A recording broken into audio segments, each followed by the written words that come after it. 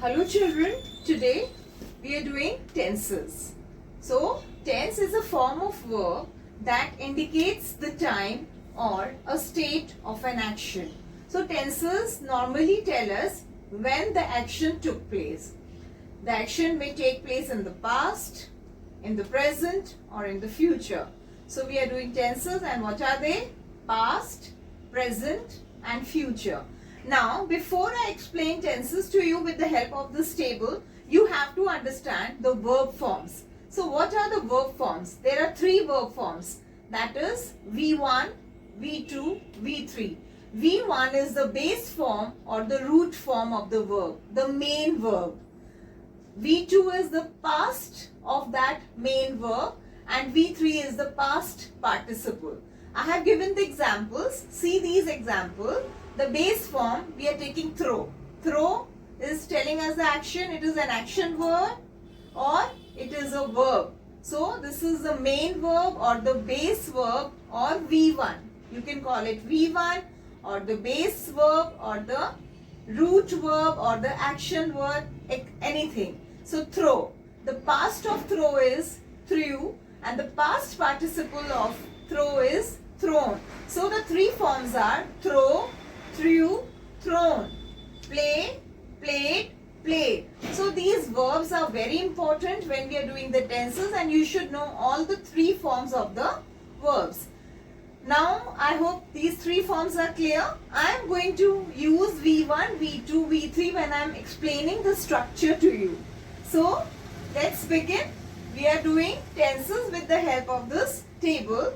We have the past tense, present tense, future tense. Now, this past, present and future can be divided into four different types. It can be simple past, simple present, simple future. Past continuous, present continuous, future continuous. Past perfect, present perfect, future perfect. Past perfect continuous, present perfect continuous, future perfect continuous. So let's begin with this table. So we are starting with simple past tense.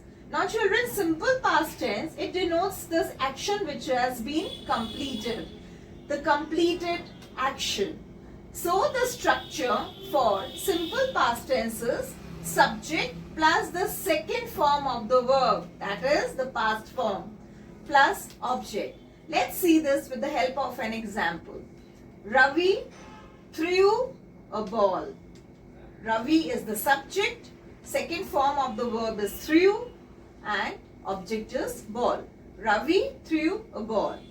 Now, simple present tense. In simple present tense, it denotes the truth or the habit. For example, I go to school daily, etc., etc. So here the structure is subject plus the first form of the verb, that is the base form, plus object. Let's see this with the help of the same example. Ravi throws a ball. Now here children, we cannot use only throw. This is the rule of subject verb agreement. When your subject here is singular, that is Ravi, we have to use throws. Okay, Ravi throws a ball. Now simple future tense. Simple future tense indicate future action, something which will happen in future. The structure for simple future tense is subject plus will plus the first form of the verb plus object. So the sentence will be, let's see this with the help of an example. Ravi will throw the ball. Now let's come to the continuous tense. Past continuous tense. So it denotes past incomplete action. Something which was happening and it did not complete. The structure for past continuous tense is subject plus was or were plus ing form of the verb plus object.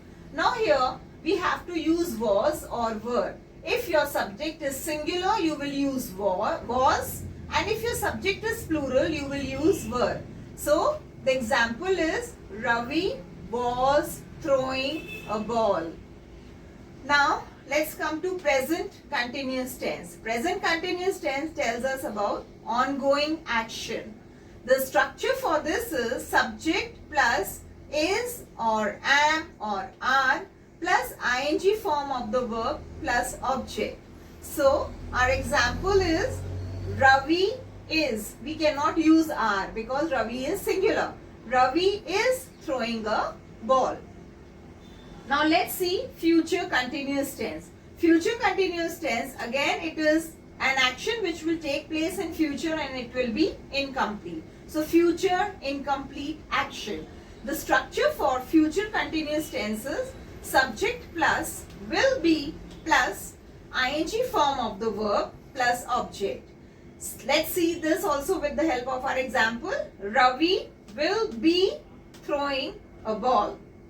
Now let's come to the perfect tense. I told you in my previous videos also and I explained it also that whenever we have the perfect tense, the main words are has, have and had. So let's see past perfect tense. Past perfect tense denotes completed action with reference to another. So the structure for the past perfect tense is subject plus had. We cannot use has and have here because it is telling us about past. So we have to only use had.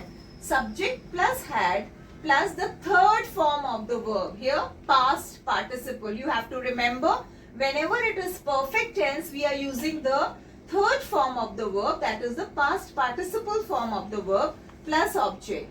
So see the example. Ravi had thrown a ball. Thrown, past participle. We cannot use throw, we cannot use threw. We have to use the third form of the verb, that is thrown. So the example will be Ravi had thrown a ball.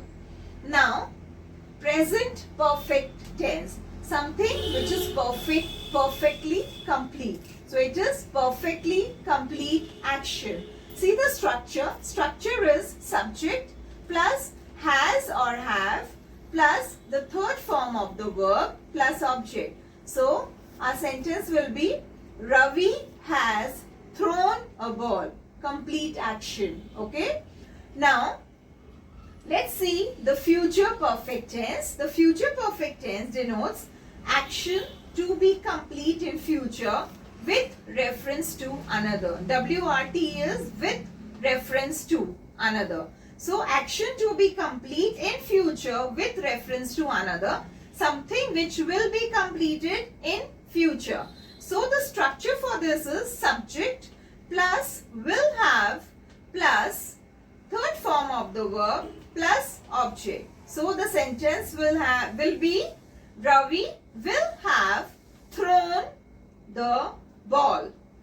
Now let's come to the past perfect continuous tense. Now again children, whenever there is continuous tense, we are using the ing form of the verbs. You all know this. I have explained this here also.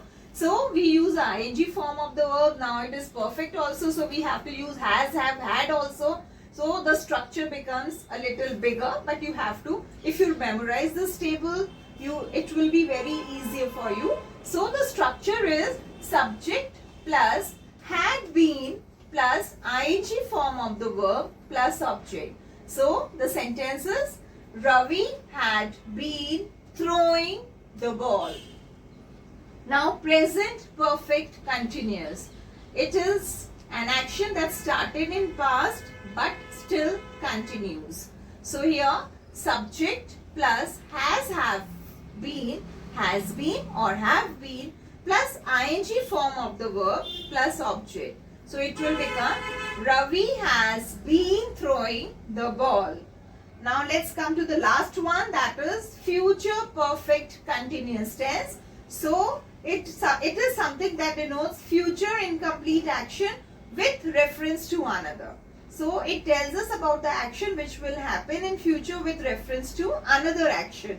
So the structure is subject plus will have been plus ing form of the verb plus object. So sentence will be Ravi will have been throwing the ball. So children, I hope you understood this table. If you remember these structures, the tenses will be very much clear to you. Thank you.